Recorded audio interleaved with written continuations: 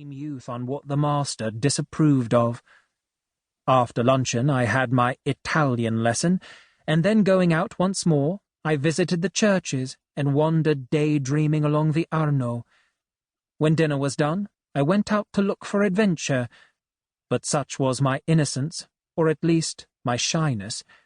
I always came home as virtuous as I had gone out. The signora, though she had given me a key, sighed with relief when she heard me come in and bolt the door, for she was always afraid I should forget to do this, and I returned to my perusal of the history of the Guelphs and Ghibellines. I was bitterly conscious that not thus behaved the writers of the Romantic era, though I doubt whether any of them managed to spend 6 weeks in Italy on £20, and I much enjoyed my sober and industrious life. I had already read the Inferno, with the help of a translation, but conscientiously looking out in a dictionary the words I did not know, so with Ersilia started on the Purgatorio.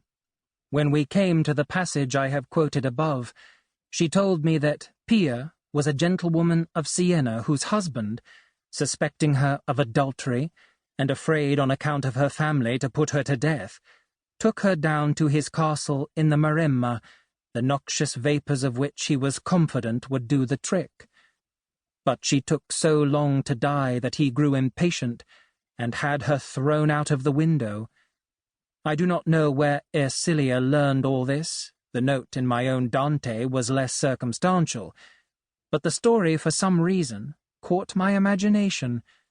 I turned it over in my mind, and for many years, from time to time, would brood over it for 2 or 3 days.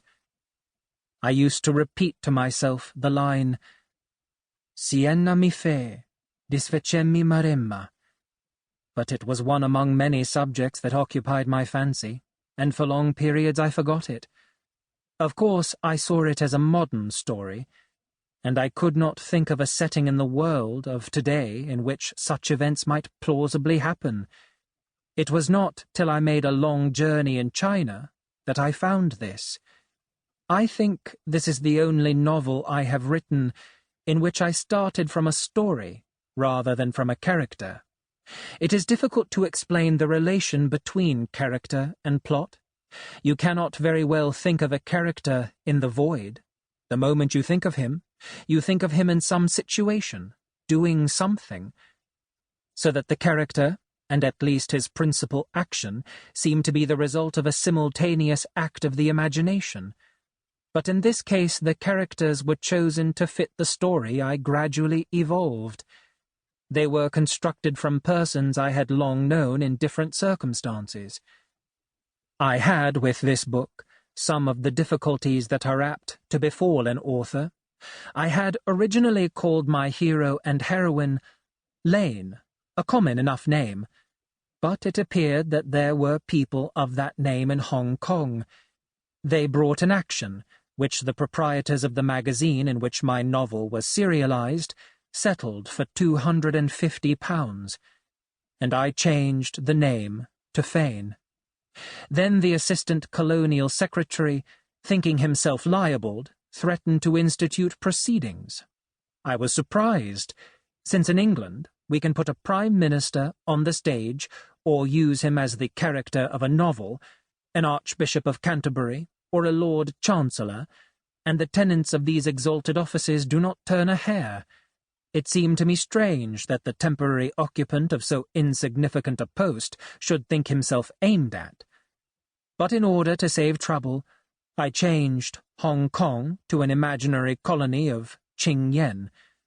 The book had already been published when the incident arose, and was recalled. A certain number of astute reviewers who had received it did not, on one pretext and another, return their copies. These have now acquired a bibliographical value. I think there are about 60 of them in existence, and are bought by collectors at a high price. 1. She gave a startled cry. "What's the matter?" he asked. Notwithstanding the darkness of the